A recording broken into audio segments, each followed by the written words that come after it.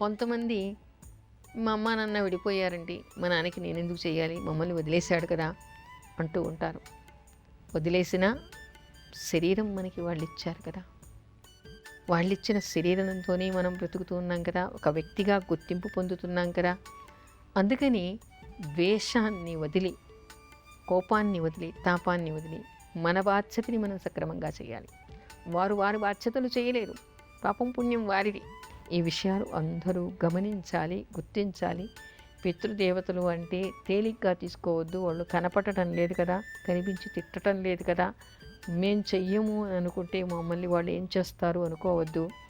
తెలియని దోషం పాశంలాగా మనని చుట్టుకొని ముందుకు వెనక్కి నడవనీయకుండా అడ్డుకుంటూ ఉంటుంది. ధర్మశాస్త్రం ఏం చెప్పిందో ఆ విధంగా మనం నడుచుకున్నప్పుడు మనకి కనపడని ఈ పాశాలు లేకుండా పోతాయి, ఈ బంధనాలు లేకుండా పోతాయి, దుర్గతి లేకుండా పోతుంది. పిల్లలు అభివృద్ధిలోకి వచ్చేటువంటి అవకాశం ఏర్పడుతుంది. మనం మరణించేప్పుడు పితృదోషాల మూటని తల మీద పెట్టుకొని మళ్ళీ మనం నరకలోకానికి వెళ్ళకూడదు. అందుకని మనం చేస్తేనే మనను చూసి మన పిల్లలు చేస్తారు. మనం తప్పించుకుంటే మన పిల్లలు మనకు కూడా చేయరు.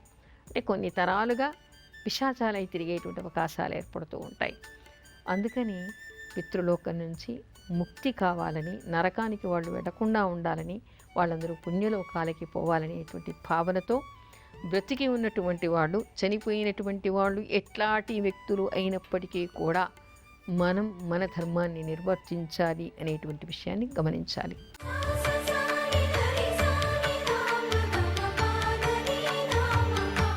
ఓం నమో నారాయణాయ.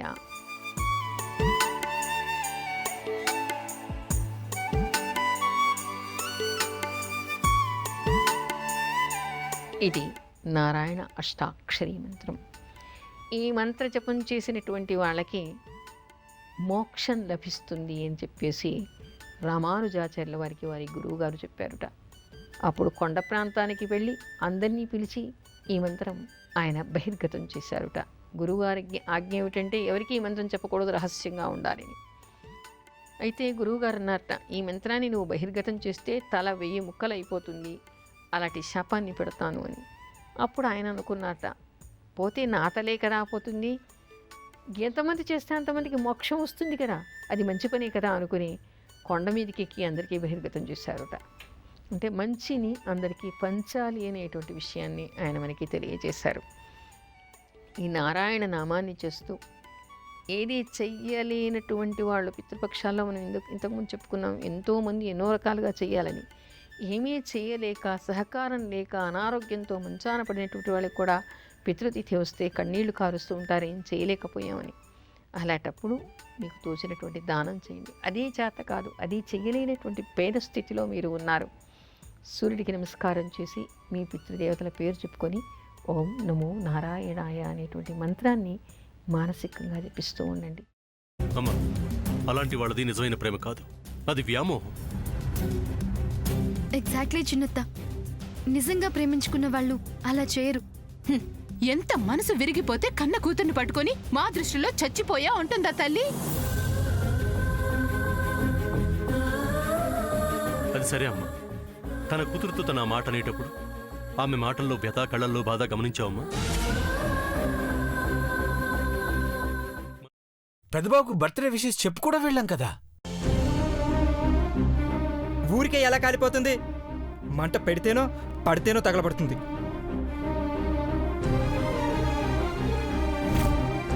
కరెక్ట్ చిన్నబాబు, నీకొచ్చినట్టే నాకు డౌట్ వచ్చింది. పార్వతే షర్టును తగలబెట్టిందనుకుంటా.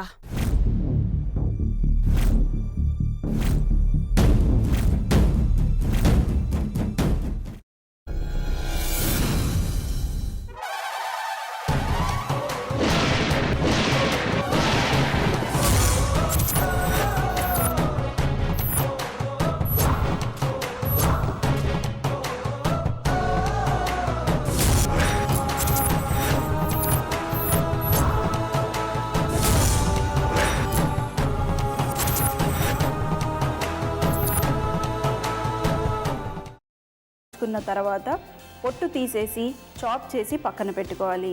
ఒక ప్యాన్లో కొద్దిగా నూనె వేడి చేసి అందులో ఆవాలు, మినప్పప్పు, శనగపప్పు, కరివేపాకు, సన్నగా తరిగి పెట్టుకున్న ఉల్లిపాయలు వేసుకుని 1 నిమిషం పాటు వేయించుకోవాలి. ఆ తర్వాత కాల్చి కట్ చేసి పెట్టుకున్న వంకాయని కూడా అందులో వేసుకుని బాగా మిక్స్ చేసి బౌల్లోకి ట్రాన్స్ఫర్ చేసుకుని అందులో తగినంత చిక్కటి పెరుగు లేదా పల్చటి పెరుగు వేసుకుని మిక్స్ చేసి అన్నంతో కానివ్వండి, చపాతీతో కానివ్వండి సర్వ్ చేసినా చాలా బాగుంటుంది.